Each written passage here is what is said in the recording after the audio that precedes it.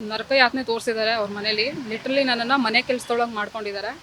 ಪದೇ ಪದೇ ಮಾಡಿಸೋದು, ಕೆಲಸ ಮಾಡಿದ್ದೆ ಕೆಲಸ ಮಾಡಿಸೋದು, ಎದ್ದೇಳು ಮಾಡು. ಮತ್ತು ಅವ್ರ ತಾಯಿಗೆ ನಾನೇನು ಎದುರು ಹೇಳಬಾರ್ದು. ಅದ್ಯಾಕೆ ಅವ್ರ ತಾಯಿ ಅಂತೂ ಅಲ್ಲಿಂದ ನೋಡು, ಅಲ್ಲಿಂದ ಮಾಡ್ಕೊಂಬ, ಇಲ್ಲಿ ಸರಿಯಾಗಿ ಒರೆಸಿಲ್ಲ ನೀನು, ಗುಡಿಸಿಲ್ಲ ನೀನು. ಅದು ಆಲ್ಮೋಸ್ಟ್ ಒಂದು 1200 to 1500 ಸ್ಕ್ವೇರ್ ಫೀಟ್ ಮನೆ ಅದು. ಸೊ ಅಷ್ಟು ಡೀಟೇಲಾಗಿ ಇದು ಮಾಡೋರು. ಮತ್ತು ಅವನು ಅಂಗಡಿಗೆ ಹೋಗಿ ಬರೋ ಗ್ಯಾಪಲ್ಲೆಲ್ಲ ನನಗೆ ಅವ್ರ ತಾಯಿ ಹೊಡೆದಿದ್ದಾರೆ. ಏನು ಮಾಡ್ತೀಯ ನಿನ್ನ ಕೆಲಸ, ಇದು ಮಾಡೋಕ್ಕೆ ಬರಲ್ವಾ ನಿನಗೆ? ಇವನ್ ಅವ್ರು ಬಂದಾಗ ನಾನು ಅಳ್ತಾ ಇದ್ದಾಗ ಅವ್ರು ಕೇಳಿದಾರೆ ಏನಾಯಿತು ಏನಾಯಿತು ಅಂತ. ಈ ಗ್ಯಾಪಲ್ಲಿ ಏನಾಗಿರ್ಬೋದು ಅನಿಸುತ್ತೆ ನಿನಗೆ ಅಂತಲೂ ಕೂಡ ಅವ್ರಿಗೆ ನಾನು ವಾಪಸ್ ಕೇಳಿದ್ದೀನಿ. ಸೊ ಹೀಗೆ ನಡೆದು ಈ ಇದ್ರದ್ದು ವಿಷಯ, ಕಾರ್ದು ವಿಷಯ ನೀನು ತೊಗೊಂಬ, ಅಟ್ಲೀಸ್ಟ್ ನಿಮ್ಮ ಮನೆಯವ್ರಿಗೆ ಕೇಳು, ಹಂಗೆ ಹೆಂಗೆ ಅಂತೆಲ್ಲ ಬಂದಾಗ ವಾಪಸ್ ನಮ್ಮ ಅಮ್ಮ ಮನೆಗೆ ಹೋಗಿ ಹಿಂಗೆಲ್ಲ ಆಗ್ತಾಯಿದೆ, ಸಮಸ್ಯೆಗಳಾಗ್ತಾಯಿದೆ ಸಿಕ್ಕಾಪಟ್ಟೆ, ಹೀಗೆ ಡಿಮಾಂಡ್ಗಳಿದೆ ಹಂಗೆ ಹೆಂಗೆ ಅಂತೆಲ್ಲ ಅಂದಾಗ ನಮ್ಮ ಮನೆಯವರು ಕೂಡ ಮಾತಾಡಿದ್ರು ಅವ್ರ ಹತ್ರ ಒಂದ್ಸಲ. ಏನಾಗ್ತಾಯಿದೆಯಪ್ಪ, ಏನು ಕತೆ ಅಂತೆಲ್ಲ. ಅವರು ನೀವು ಯಾಕೆ ಕೇಳೋದು ನನ್ನನ್ನು, ಬಂದು ಅವಳನ್ನ ಕಳಿಸಿ ಅವಳ ಹತ್ರ ಮಾತಾಡಬೇಕು, ಅವಳನ್ನೇ ಕಳಿಸಿ ಅದು ನಂದು ಅವಳದು ಅಂದ್ಬಿಟ್ಟೆಲ್ಲ ನೀವು ಥರ್ಡ್ ಪಾರ್ಟಿ ಅನ್ನೋ ಥರ ಮಾತಾಡಿದ್ರು. ಸೊ ಆಮೇಲೆ ಅವರೇ ಒಂದು ಅಪಾಯಿಂಟ್ಮೆಂಟ್ ಕೊಟ್ಬಿಟ್ಟು ಮನೇಲಿ ಮಾತಾಡೋಕ್ಕೆ ಕರೆದಿದ್ರು. ಅವಾಗ ಹೋಗಿದಾಗ ಅವರು ಹೇಳಿದ್ದು, ನೀನು ಹಿಂಗೆಲ್ಲ ಇದನ್ನ ಹೇಳ್ಕೊಂಬರ್ತಾಯಿದ್ಯಾ ನನ್ನ ಬಗ್ಗೆ, ಇದು ಮಾಡ್ತಾಯಿದ್ಯಾ ಅಂತೆಲ್ಲ ಇದು ಮಾಡಿ, ಮತ್ತು ಇರೋದಾದರೆ ಈ ಮುಂದೆ ಈ ಮನೇಲಿ ನೀನು ಇರೋದಾದರೆ ನೀನು ಪೇಯಿಂಗ್ ಗೆಸ್ಟ್ ಥರ ಇರ್ಬೋದು, ನೀನು ಏನೋ ನೀನು ಹೊರಗಡೆ ಇದಕ್ಕೆ ನಾವು ಗಂಡ ಹೆಂಡತಿ ಥರ ಇರ್ತೀವಿ, ಇಲ್ಲಿ ನಿಮ್ಮ ಮನೆ ಒಳಗಡೆ ನೀನು ಪೇಯಿಂಗ್ ಗೆಸ್ಟ್ ಥರ ಇರ್ಬೋದು, ನನಗೂ ನಿನಗೂ ಏನೋ ಗಂಡ ಹೆಂಡತಿ ಸಂಬಂಧಗಳು ಆ ಥರದ್ದೇನೂ ಇರಲ್ಲ. ಹಂಗೆ ಮಾತುಕತೆಗಳು ಸಿಕ್ಕಾಪಟ್ಟೆ ಆಯಿತು. ಆಗಿ ಕೊನೆಗೆ ಅವರು ಹೊಡೆದು, ಅವತ್ತು ನಾನು ಹೋಗಿ ಡಾಕ್ಟ್ರ್ ಹತ್ರ ಇದು ತೋರಿಸ್ಕೊಂಡು ಅವತ್ತು ಹೊಡೆದು ರಕ್ತ ಸುರಿಸಿದ್ದೀನಿ ಬೇಸಿಕಲಿ ಆ ಮನೇಲಿ ನಾನು. ಅದು ನನಗೆ ಸಿಕ್ಕಾಪಟ್ಟೆ ನೋವಾಗಿರೋವಂಥದ್ದು. ಬಿಕಾಸ್ ನಾನು ಇದು ಸೆಪ್ಟೆಂಬರಲ್ಲಿ ಆಗಿದೆ ಸರ್. ಫಿಸಿಕಲಿ ಅಸಾಲ್ಟ್ ಮಾಡಿದ್ದಾರೆ ಸರ್. ಮತ್ತು ಸಿಕ್ಕಾಪಟ್ಟೆ ಪ್ರಚೋದನೆ ಕೂಡ ಮಾಡಿದ್ದಾರೆ, ತುಂಬ ಸಲ ಪ್ರಚೋದನೆ ಮಾಡಿದ್ದಾರೆ. ನೀನು ನನಗೆ ಹೆಂಗೆ ಅನ್ನಿಸ್ಬಿಡ್ತು ಅಂದರೆ, ಅವ್ರು ಸ್ಟಾರ್ಟಿಂಗಲ್ಲಿ ಹೇಳ್ತಾ ಇದ್ದು ನಿನ್ನ ಬಿಟ್ಟು ಬದುಕಲ್ಲ ಅನ್ನೋ ಥರ ಹೇಳ್ದವರು, ಕೊನೆಗೆ ನೀನು ಯಾಕೆ ಬದುಕಿದ್ಯಾ, ನೀನು ಯಾವಾಗ ಸಾಯ್ತೀಯಾ, ನಿನ್ಗೆಲ್ಲಾಗುತ್ತೆ, ನಿಂಗೆ ಡಿಪ್ರೆಷನ್ ಆಗುತ್ತಾ, ನಿನಗೆ ಇದಾಗುತ್ತಾ, ನಿಂಗೇನು ಸಮಸ್ಯೆನಾ, ನೀನೆಲ್ಲಿ ಸಾಯ್ತೀಯಾ, ನಿಂದು ಹಂಗೆ ಹಿಂಗೆ ಅಂತೆಲ್ಲ ತುಂಬ ಹೇಳ್ಬಿಟ್ಟಿದ್ದಾರೆ. ಅದೊಂಥರ ಸ್ಟೇಜಸ್ ನೋಡ್ದಂಗೆ ಆಗೋಯ್ತು ನನಗೆ, ಫ್ರಮ್ ದೇ ಟು ಹಿಯರ್ ಅಂದ್ಬಿಟ್ಟು.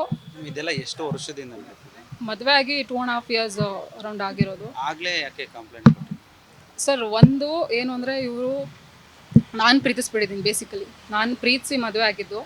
ಮತ್ತು ನಮ್ಮ ಮನೆಯವ್ರಿಗೂ ನಾನು ಎಷ್ಟೋ ತಿಂಗಳು ನಮ್ಮ ಮನೆಯವ್ರಿಗೂ ಏನೂ ಹೇಳಿರಲಿಲ್ಲ ಸರ್. ಏನಂದರೆ ಏನೂ ಹೇಳಿಲ್ಲ. ಅವ್ರು ಕೇಳೋರು ಹೆಂಗೆ ನೋಡ್ಕೋತಾ ಇದ್ದಾರೆ, ಏನು ಕತೆ ಅಂತೆಲ್ಲ ಅಂದಾಗ ಅವ್ರು ಚೆನ್ನಾಗೇ ನೋಡ್ಕೋತಾ ಇದ್ದಾರೆ, ಏನು ಸಮಸ್ಯೆ ಇಲ್ಲ, ಐ ಆಮ್ ಹ್ಯಾಪಿ ಅಂತಲೇ ಹೇಳ್ಕೊಂಬಂದಿದ್ದೆ. ಈವನ್ ಯಾವ ವಿಷಯನೂ ಕೂಡ ಹೇಳಿಲ್ಲ. ಏನಕ್ಕೆ ಅಂದರೆ, ಒಂದು ನಾನು ಪ್ರೀತಿಸಿದ್ದು, ನಾನು ಮದುವೆ ಆಗಿದ್ದು, ಇದೊಂಥರ ನನ್ನ ರೆಸ್ಪಾನ್ಸಿಬಿಲಿಟಿ. ಇದನ್ನು ಮದುವೆನ ನಡ್ಸ್ಕೊಂಡು ಹೋಗೋದಾಗಲಿ ಇದು ಮಾಡೋದಾಗಲಿ ನನ್ನ responsibility. At least let's give it a try ಅನ್ನೋ ಥರ ನಾನು ಆದಷ್ಟು ಇದನ್ನು ಇದು ಮಾಡಿಕೊಂಡು, ಓಕೆ ಕೆಲವರು ಹೇಳೋರು ಇದು ಮದುವೆ ಸ್ಟಾರ್ಟಿಂಗಲ್ಲಿ ಸ್ವಲ್ಪ ಪ್ರಾಬ್ಲಮ್ಸ್ ಇದ್ದೇ ಇರುತ್ತೆ, ನೀವು ಇದು ಮಾಡ್ಕೊಬಾರ್ದು, ಅದ್ರ ಬಗ್ಗೆ ಸ್ವಲ್ಪ ಟೈಮ್ ಕೊಡಿ ಅಂತ. ಸೊ ನಾನು ಹಾಗೆ ಸ್ವಲ್ಪ ಟೈಮ್ ನೋಡಿಕೊಂಡು ಕೊನೆಗೆ ಇದು ಇಲ್ಲಿಗೆ ಬಂದಿದ್ದು. ಮತ್ತು ತುಂಬ ಬಾರಿ ಅವರು ನನಗೆ ಏನೋ ತುಂಬಾ ಪ್ರಚೋದನೆ ಮಾಡಿದ್ದಾರೆ. ನಂಗೆ ತುಂಬ ಸಲ ನನಗೆ ಹೊಡೆದು ಇದೆಲ್ಲ ಮಾಡಿ ಆಲ್ಮೋಸ್ಟ್ ನನಗೆ ಮೆಂಟಲಿ ತುಂಬ ಹರಾಸ್ ಮಾಡಿದ್ದಾರೆ ಅವರು. ಆ್ಯಕ್ಚುಲಿ ಅವ್ರ ತಾಯಿ ಮತ್ತು ಅವನು, ಇವನ್ ಅವ್ರ ಅಕ್ಕನ ಮಾತೆಲ್ಲ ಕೇಳ್ಕೊಂಡು ಬಂದು ಹೊಡಿತಾಯಿದ್ರು ಮನ್ಸೂರೆ ಅವರು.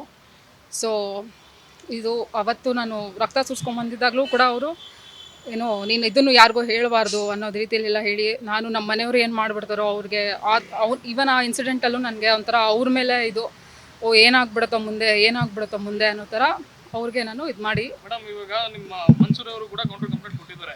ಅವ್ರ ಕಂಪ್ಲೇಂಟ್ ಅಲ್ಲಿ ಮೆನ್ಷನ್ ಮಾಡ್ತಾರೆ ನೀವೇ ಇವಾಗ ನೋಡಿದ್ರೆ ಜಸ್ಟ್ ನಾನು ಬಂದಿದ್ದು. ಸೊ ನಾವು ಬಂದ್ವಿ, ನೋಡಿದ್ವಿ, ನಿಮ್ಮ ಹತ್ರ ಬಂದು ಮಾತಾಡ್ತಾ ಇದ್ದೀವಿ. ನಮಗೆ ಪೊಲೀಸರು ಕೂಡ ಇನ್ನೂ ಏನೂ ಹೇಳಿಲ್ಲ, ಬನ್ನಿ ಅಂತ ಹೇಳಿದ್ದಾರೆ. ಇವತ್ತು ಬಂದಿದ್ದೀವಿ. ಸೊ ಇನ್ನು ಅದೆಲ್ಲ ನೋಡ್ಬಿಟ್ಟು ಏನು ಅಂತ. ಮೇಡಮ್, ಇನ್ನೊಂದು ಹೇಳ್ತಾರೆ ನಿಮ್ಮ ಹಸ್ಬೆಂಡು, ನೀವು ಮತ್ತೆ ನಿಮ್ಮ ಅಣ್ಣದಿರು ಸೇರ್ಕೊಂಡು ಅವ್ರ ಹತ್ರ ದುಡ್ಡು ಡಿಮ್ಯಾಂಡ್ ಮಾಡ್ತೀರಾ, ಮತ್ತೆ ಅಟ್ರಾಸಿಟಿ ಕೇಸ್ ಹಾಕ್ಲಿಕ್ಕೆ ಟ್ರೈ ಮಾಡ್ತಿದ್ದೀರಾ ಅಂತೇಳಿ ಕಂಪ್ಲೇಂಟ್ನಲ್ಲಿ ಅವ್ರು ಬರೆದಿರೋದು, ಏನು ಹೇಳ್ತೀರಾ? ಅಟ್ರಾಸಿಟಿ ಕೇಸು ಅದು ಟ್ರೈ ಮಾಡ್ತಾ ಇದ್ದೀವಿ ಅಂತಲ್ಲ, ಅವರು ಮಾಡಿರೋದೇ ಅದು. ಈವನ್ ಅವರು ಮನೇಲಿ ಸಪ್ರೇಟ್ ತಟ್ಟೆ ಲೋಟ ಕೂಡ ಇಟ್ಟಿದ್ರು ನನಗೆ. ಅದನ್ನು ನಾನು ಫಸ್ಟ್ ಡೇ ಹೋದಾಗಲೇ ಕ್ವೆಶನ್ ಮಾಡಿದ್ದಕ್ಕೆ, ನಮ್ಮ ಮನೇಲಿ ಇರೋದೇ ಪರಂಪರೆ ಹಿಂಗೆ ಇದು, ನಾವೆಲ್ಲರೂ ಸಪ್ರೇಟಲ್ಲೇ ತಿನ್ನೋದು ಅಂತ ಹೇಳ್ತಾಯಿದ್ರು. ಬಟ್ ಆಮೇಲೆ ಹೋಗ್ತಾ ಗೊತ್ತಾಗಿದ್ದು ಅದು ಇಟ್ ಇಸ್ ನಾಟ್ ಟ್ರೂ ಅಂತ. ಬಿಕಾಸ್ ಅವ್ರ ಅಕ್ಕ ಬರ್ತಾಯಿದ್ರು, ಅವ್ರ ಅಕ್ಕನ ಮಕ್ಕಳು ಬರ್ತಾಯಿದ್ರು, ಅವರೆಲ್ಲ ಯಾವುದು ಇದು ಫಾಲೋ ಮಾಡ್ತಾ ಇರಲಿಲ್ಲ. ಸೊ ಅದು ಸಪ್ರೇಟಾಗಿ ಇದು ಮಾಡ್ತಾ ಇದ್ದಿದ್ದು. ಮತ್ತು ಈವನ್ ಹಬ್ಬ ಹರಿದಿನಗಳಲ್ಲಿ ಅವ್ರು ಯಾವುದು ನಮಗೆ ದೇವ್ರದ್ದು ನಾನು ರೆಡಿ ಮಾಡ್ಕೊಡ್ತೀನಿ, ಹೆಲ್ಪ್ ಮಾಡಲ್ಲ ನಿಮಗೆ ಅಂತಂದರೆ ಯಾವುದು ಇದು ಮಾಡಿಲ್ಲ. ಬಟ್ ಎನಿವೆ ನೀವು ಹೇಳಿದ್ದು ಬರೀ FIR ಅಷ್ಟೇನಿದೆ ಅದು ಹೇಳಿ ಅಂದ್ಬಿಟ್ಟು ನಾನು ಹೇಳ್ತಾ ಹೋದರೆ ಸಿಕ್ಕಾಪಟ್ಟೆ ಡೀಟೇಲ್ ಆಗಿ ಹೋಗ್ತಾ ಇರುತ್ತೆ. ಸೊ ನಾವು ಇನ್ನೂ ಕಂಪ್ಲೇಂಟ್ ಕಾಪಿ ಏನಂತ ನೋಡ್ತೀವಿ. ಆಮೇಲೆ ಇವತ್ತು ಪೊಲೀಸ್ ಏನು ಹೇಳಿದ್ರು, ಏನು ಅಂತ ಹೇಳಿಲ್ಲ ಸರ್. ಜಸ್ಟು ಈ ಟೈಮ್ಗೆ ಬನ್ನಿ ಅಂತ ಹೇಳಿದ್ದಾರೆ. ಇವಾಗ ಬಂದಿದ್ದೀವಿ, ಒಂದು 10 ನಿಮಿಷ ವೆಯ್ಟ್ ಮಾಡಿ ಅಂತಂದರು. ಅಷ್ಟರಲ್ಲಿ ನೀವು ಏನು ಮಾತಾಡಬೇಕಿದ್ರೆ ಮಾತಾಡಿ ಅಂತ ಹೇಳಿದ್ರು. ಅದಕ್ಕೋಸ್ಕರ ಮೇಡಮ್ ಕಡೆದಾಗಿ ಮೇಡಮ್ ಅವ್ರ ತಾಯಿಗೆ ನೀವೇ ಅಸಲ್ಟ್ ಮಾಡಿ ತಾಯಿನ ಬೇರೆ ಮನೆ ಮಾಡಿದ್ರೆ ಬರ್ತೀನಿ ಅಂತೇಳಿ ಹೇಳಿದ್ರ ಅವ್ರ ಕಂಪ್ಲೇಂಟ್ ಅಲ್ಲಿ ಅದನ್ನ ಹೇಳಿ. ಸರ್ ನಾನು ಒಬ್ಳು ಅವರಿಬ್ರು ನಾನು ಅಸಾಲ್ಟ್ ಮಾಡೋಕ್ಕಾಗತ್ತಾ ಬೇಸಿಕಲಿ ಯೋಚನೆ ಮಾಡಿ. ಒಂದು ಮತ್ತು ಅಸಾಲ್ಟ್ ಮಾಡಿದರೆ ಅವರು ಪ್ರೂಫ್ ತೋರಿಸ್ಲಿ. ಅವ್ರ ತಾಯಿಗೆ ನಾನು ಹೊಡೆದಿದ್ದೀನಿ ಅಂತ ಹೇಳ್ತಾ ಇದ್ದಾರಲ್ಲ, ಅವರು ಪ್ರೂಫ್ ತೋರಿಸ್ಲಿ. ನಾನು ಸರ್ ಅದು ಎಷ್ಟು ಬೇಸ್ಲೆಸ್ ಅಲಿಗೇಷನ್ ಅದು ಅಂದರೆ, ಅವ್ರ ತಾಯಿ ನನ್ನ ಬಗ್ಗೆ ಮಾತಾಡ್ತಿದ್ರು, ನಾನು 6 ತಿಂಗಳು ಒಬ್ಬರ ಹತ್ರ ಹೇಳ್ಕೊಂಡಿಲ್ಲ ಅಂತೇಳಿ ನಾನು ಹೋಗ್ಬಿಟ್ಟು ಅವ್ರಿಗೆ ಹೊಡಿತೀನಿ ಅನ್ನೋದು ಇಟ್ ಈಸ್ ವೆರಿ ರಾಂಗ್ ಅಂತ ನನಗನ್ಸುತ್ತೆ. ನ್ಯೂಸ್ ಫಸ್ಟ್ ನಿರ್ಭೀತಿಯಿಂದ ನಿಮ್ಮ ಪರವಾಗಿ.